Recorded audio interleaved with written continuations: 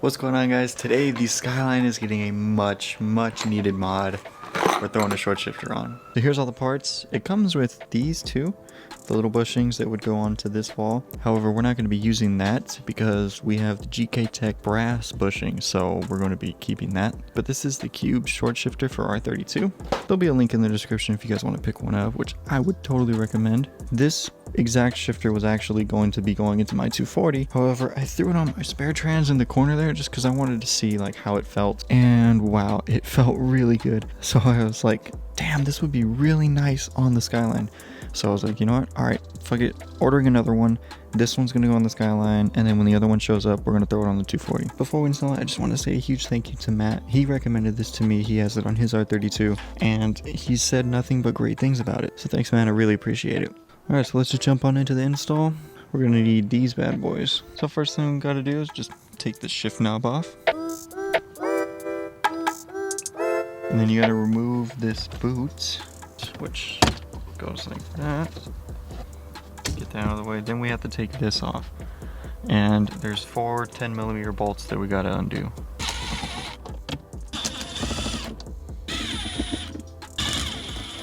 Now there's a snap ring in there that we have to remove, and the whole shifter will pop out.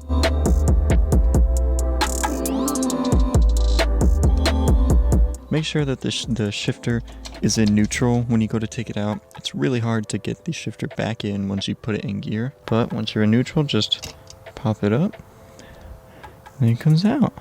And you can see we got the GK Tech bushing there, so we're just going to pop that off and throw it on the new shifter.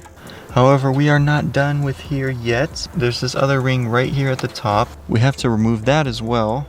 And to do that, you have to use a screwdriver and kind of like play with it to try and get it out.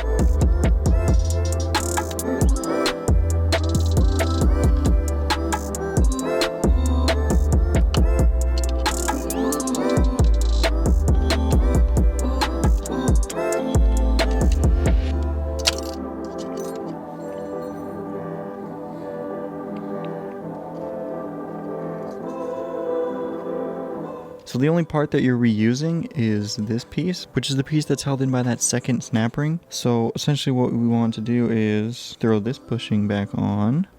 Just push it on there. And you're going to want to grease this up. Place this, and then you place the ball into this little plastic bushing cup thing. And then you take this piece and you have it to where this side, where the longer bevel is, you have that facing up.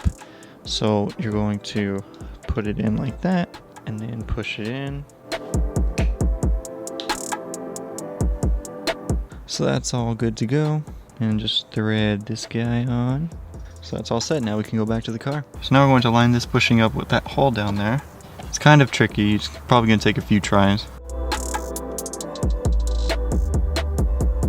Okay, so don't be a dumbass like me and forget the aluminum spacer that has to go in before the shifter. I just spent 15 minutes to get this fucking thing in, and now it has to come out because I forgot to put this in first. So don't be dumb like me. Put the spacer in.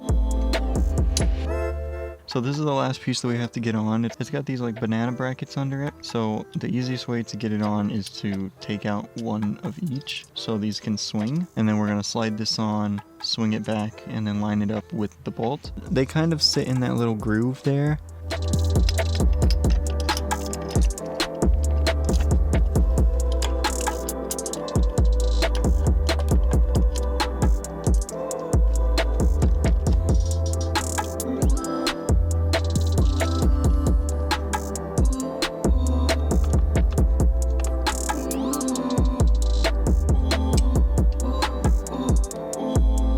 Make sure that that plastic bushing there that goes into the stock bushing, don't get it too tight because then it won't come back to neutral. I had that issue. I had to pop this plate off and wedge a screwdriver under to try and lift it up just a little bit. Just enough to where it doesn't have up and down play, but it still returns to center.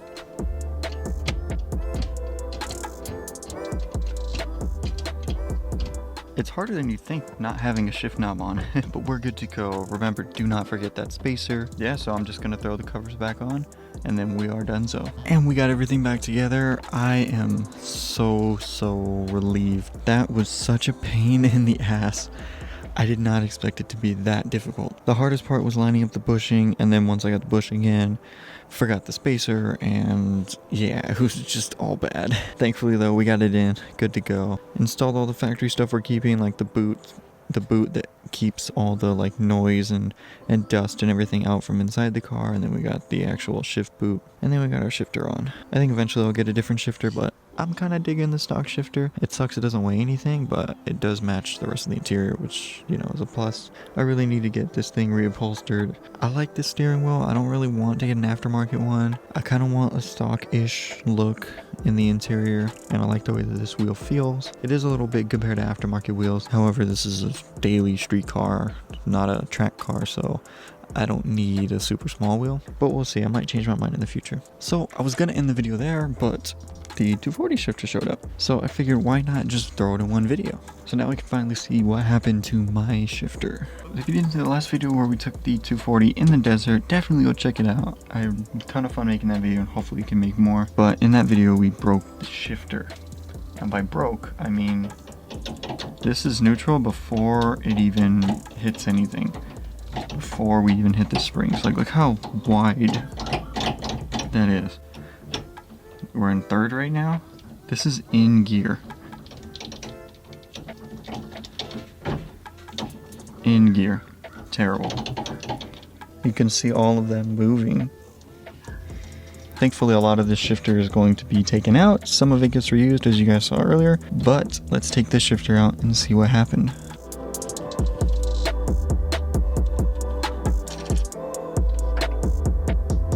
So that's very interesting. It turns out my shifter didn't break. The bushing that goes right here fell off.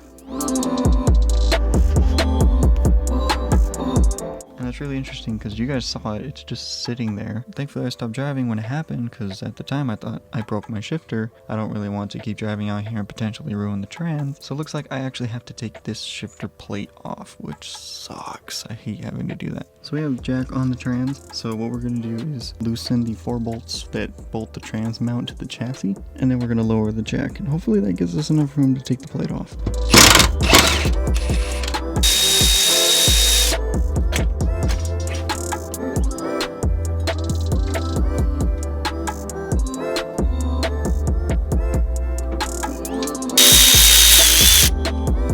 Okay, I got all the bolts out, so now we can take the plate off. If you're gonna lower the trans, don't lower it too much. The motor's still hooked up and everything that's hooked up to the motor, and you don't want to tilt it down too far and potentially break your motor mounts. But here we go, let's take this off.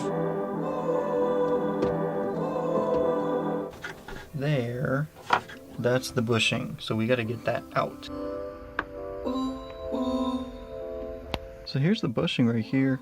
And you can see that this side and this side are kind of like pushed in. I don't know if that happened before or after it came off the shifter, but I'm not going to reuse this. I'm actually going to use the plastic one. These are only $5. I don't know if maybe I got a faulty one or what, but my R32 has the same one, and they were installed at the same time, and I haven't had any issues with it in the R32. Didn't feel like I hit a bump or anything. I was just driving normally, and all of a sudden I shifted from third to fourth, and I noticed that it was super wiggly. So now we can throw the plate back on and then install the short shifter, and we're going to use the supplied nylon bushing that it comes with.